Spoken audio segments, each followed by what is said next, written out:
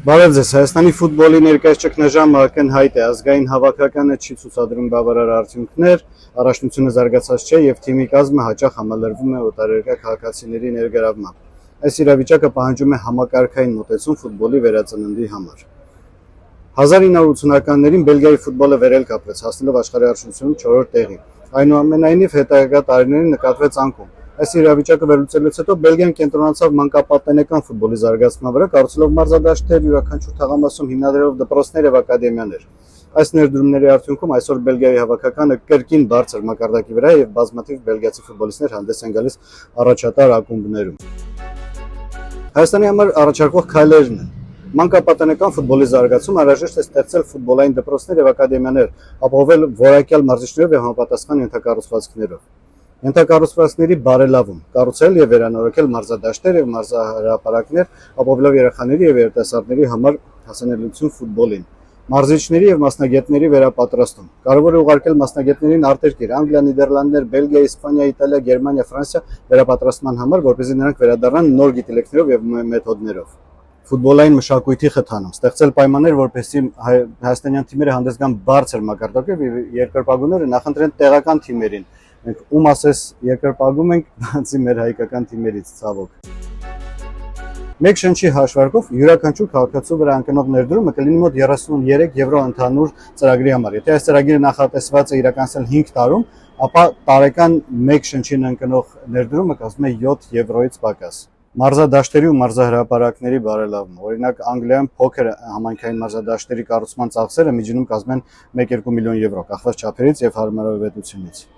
Եթե նպատակադրվում են կառուցել կամ վերանորոգել 20 մարզադաշտ կամ մարզահրապարակ եւ յուրաքանչյուրի միջին արժեքը լինի մոտ 1.5 միլիոն եվրո, ապա ընդհանուր ներդրումը կազմի մոտ 30 միլիոն եվրո, ինչն անում է մոտ 10 եվրո մեկ շնչի համար։ Մարզիչների վերապատրաստում։ Արտասահմանում 50 մարզիչ վերապատրաստելու տարեկան ծախսը կարող է կազմել մոտ 750,000 եվրո, 0.25 եվրո մեկ շնչի համար, 25 ցենտ, պատկերացնեք 100 դրամ մեկ շնչին։ Ներդրումների ներգրավման հնարավորությունները պետք է դիտարկել, օտարերկրյա ներդրումներ, ստեղծել բարենպաստ պայմաններ օտարերկրյա ներդրումների համար, առաջարկելով հարկային արտոնություններ եւ ապահովելով թափանցիկ եւ կանխատեսելի օրենսդրական դաշտ։ Հովանավորչական պայմանագրեր, գործընկերություն հաստատել տեղական եւ միջազգային ընկերությունների հետ ֆուտբոլային ծրագրերի հովանավորչության համար։ Պետական աջակցություն, կառավարության կողմից ֆինանսական աջակցություն եւ քաղաքական կամք ֆուտբոլի զարգացման ծրագրերի իրականացման համար։ Ֆուտբոլի զարգացման տնտեսական եւ սոցիալական երկարաժամկետ ազդեցություններն են։ Արդյունաբերության եւ արտադրության խթանում, տեքստիլ արդյունաբերություն, ֆուտբոլային մարզահագուստի, ակումբային վերնաշապիկների, երկրպագուների ատրիբուտիկայի արտադրության, սպորտային կոշիկների եւ գնդակների արտադրություն, մարզասարքերի եւ մարզադաշտային գույքի արտադրություն, զուգահեռ մարզական ոլորտների զարգացում, լողի եւ մարմնամարզության զարգացում, սպորտային եւ վերականգնողական կենտրոններ, մարզական բժշկության զարգացում, միջազգային ֆուտբոլային շուկայի ինտեգրում, տաղանդավոր ֆուտբոլիստների միջազգային տրանսֆերներ, տեղական ակումբների առևտրային արժեքի բարձրացում, միջազգային մրցաշարեր եւ երկրի տնտեսական ակտիվություն, միջազգային խաղերի անցկացում, միջազգային հեռարձակման բրենդների ներգրավում,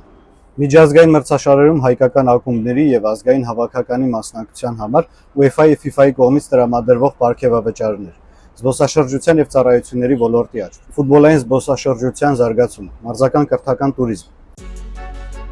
Այսամից կարող ենք եզրակացնել, որ ֆուտբոլի զարգացման համակարգված մոտեցումը կխթանի Հայաստանի տնտեսությունը, ազդեցություն ունենալով արդյունաբերության, ծառայությունների, կրթության, սպորտային ենթակառուցվածքների վրա։ Բելգիայի օրինակը ցույց է տալիս, որ ճիշտ ռազմավարությամբ եւ ներդրումներով կարելի է հասնել բարձր արդյունքների։ Ժամանակն է ռիսկի գնալ եւ ներդրումներ կատարել մեր ֆուտբոլի ապագայի համար։ Այս գործը գրագետ կազմակերպելու համար բավական է մի 20 հոգանոց նախագծերի կառավարման գրասենյակ ստեղծել։ Հիշեցնում Ես վարչապետ չեմ կարող, չեմ էլ ուզում դառնալ։ Ես նախագծերի կառավարիչ եմ եւ գուցե իմ մտքերը օգտակար լինեն ոմանց։ Այս անգամ բոնուսը երկու մասից է բաղկացած լինելու։ Առաջինը. բուն ֆուտբոլի ճգնաժամից բացի նաեւ ճգնաժամ ունենք ֆուտբոլային մեկնաբանների։ Մարդ գործից հոգնած գալիս է տուն, որ ֆուտբոլնայի հանգստանա, բայց կարծես ավելի է լարվում։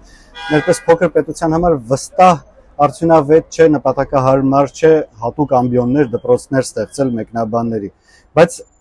նրանց արտերկրում վերապատրաստման ուղարկելը համադրելի է մարզիչների եւ մասնագետների վերապատրաստման գումարների հետ։ Հետեւաբար կարծում եմ յուրաքանչյուրս պատրաստ ենք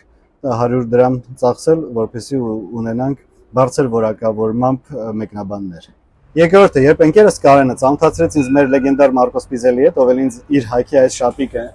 նվիրեց, ես մի երկու խոսք էի պատրաստել պորտուգալերենով ողջունելու, նա մոտեցավ sense ձեռը մեկնեց, բարի օր ախպերս, հայերեն խոսում ես։ Ես ասեցի, հա, մի քիչ այս մարդն ինձից լավ էր հայերեն խոսում ու մտածում։ Մտածելու վերաբերյալ մեր մտածող ֆուտբոլիստներին է պետք ակտիվորեն ներգրավել այս նախագծերի իրականացման մեջ։ Մարկոս Պիզելի, Յուրա Մովսիսյան, Ռոբերտ Արզումանյան, Լևոն Պաչաջյան, Գևորգ Կասպարով, իհարկե Ռոման Բերեզովսկի եւ ոնց ուզում եք համոզեք Հենրիխ Մխիթարյանին։ Թվարկեցի այն անձանց, ում հետ անձամբ շփվել եւ հետեւում եմ նրանց մտքերին սոցիալական ցանցերում։ Եվ վստահ եմ, շատ ավելին են մեր ֆուտբոլի մտածող նվիրյալները։ Բոլորին անհրաժեշտ է խնդրել շահագրգռել մասնակցելու այս նախագծին։ Մնաք բարով։